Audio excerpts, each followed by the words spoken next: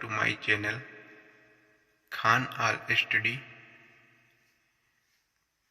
तो कुछ फिजिक्स के इम्पोर्टेंट क्वेश्चन के बारे में अध्ययन करेंगे। तो निम्नलिखित में से कौन सी एक मूल राशि है? समय, बल, ऊर्जा, क्षेत्रफल। तो मूल राशि का मतलब समय हो जाएगा आपका। निम्नलिखित में से कौन सी राशि का मात्रक मूल मात्रक होता है? तो हमें पता होना चाहिए मूल राशियों के जो मात्रक होते हैं वही मूल मात्रक होते हैं। तो बल, द्रव्यमान, क्षेत्रफल, घनत्व। तो द्रव्यमान सही आंसर होगा। निम्नलिखित में से कौन सा मूल मात्रक है? जूल, न्यूटन, मीटर, मीटर प्रति सेकंड। तो इसका सही आंसर होगा मीटर।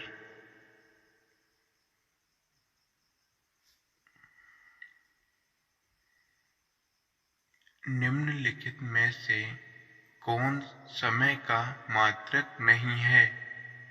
घंटा, मिनट, वर्ष, प्रकाश वर्ष। तो देखेंगे प्रकाश वर्ष समय का मात्रक नहीं है या दूरी का है। क्षैतिज वृत्त में अचर चाल से घूमती हुई एक वस्तु के लिए क्या नियत रहता है? त्वरण, वेग, बल, गतिज ऊर्जा। तो इसका सही आंसर गतिज ऊर्जा हो जाएगा। एक व्यक्ति का पृथ्वी पर भार 60 किलोग्राम है, उसका चंद्रमा पर भार होगा 60 किलोग्राम, 10 किलोग्राम, 360 किलोग्राम या शून्य। तो 10 किलोग्राम होगा। निम्न में सेकंड लोलक का आवर्तकाल कितना होता है? 1 सेकंड, 9.8 सेकंड, 2 सेकंड या अनंत। तो इसका सही आंसर होगा 2 सेकंड।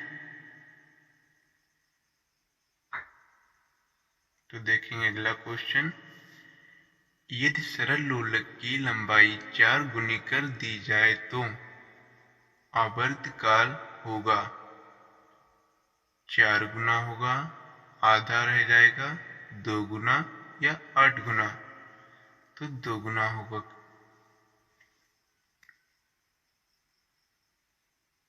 यदि बल को 4 गुना कर दिया जाए एवं क्षेत्रफल को आधा कर दिया जाए तो दाब हो जाएगा 6 गुना, 8 गुना, 9 गुना या 2 गुना।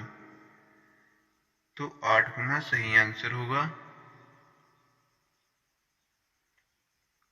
जल में किसी पत्थर के टुकड़े का भार उसके वायु में वास्तविक भार की तुलना में होगा बराबर होगा, भारी, हल्का या शून्य। तो इसका सही आंसर होगा हल्का होगा। लोहे के टुकड़े का भार मिट्टी के तेल की अपेक्षा जल में होता है समान, अधिक, अनिश्चित, कम। तो इसका सही आंसर होगा कम होता है।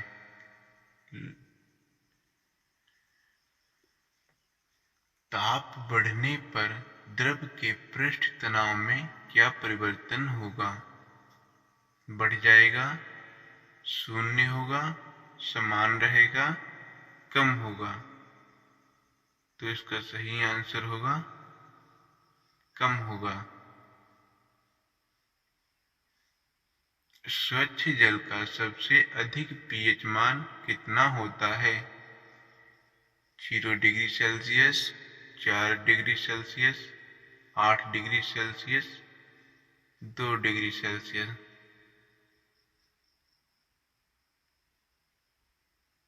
4 डिग्री सेल्सियस सही आंसर होगा आपका। जब कोई पिंड किसी वायुयान से गिराया जाता है तो वृद्धि होती है उसके गतिज ऊर्जा में, त्वरण में, स्थितिज ऊर्जा में या समान रहेगी। तो सही आंसर होगा इसका गतिज ऊर्जा में वृद्धि होगी।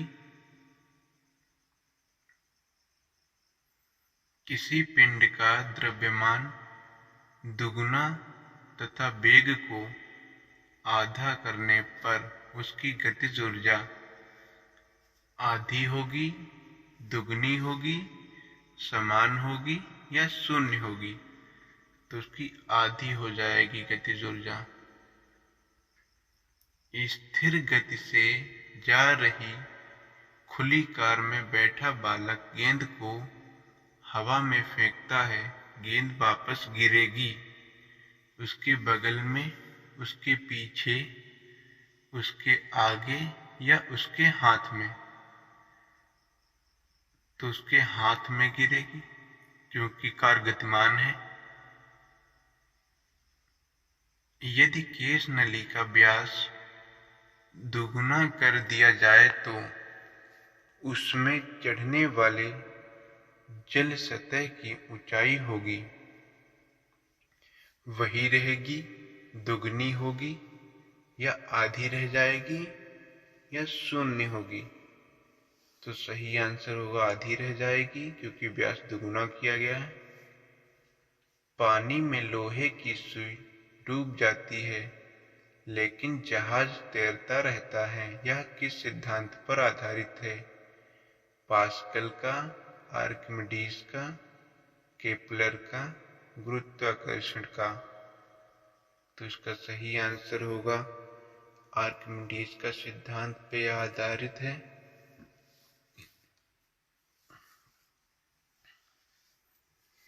वह ताप जो फ़ारेनहाइट तथा सेल्सियस पैमाने समान होता है, 0 degree Celsius, 273 degree Celsius, +40 degree Celsius या -40 डिग्री सेल्सियस। -40 सही होगा। ऊष्मा का सबसे उच्चतम चालक कौन सा है?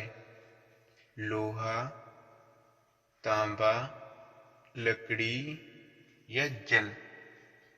तो इसका सही आंसर हो जाएगा तांबा ऊष्मा का सबसे उच्चतम चालक है। तो वीडियो अच्छा लगा हो तो वीडियो को लाइक करें और चैनल को सब्सक्राइब कर लें। इसी तरह के वीडियो पाने के लिए बेल आइकन को भी प्रेस करें।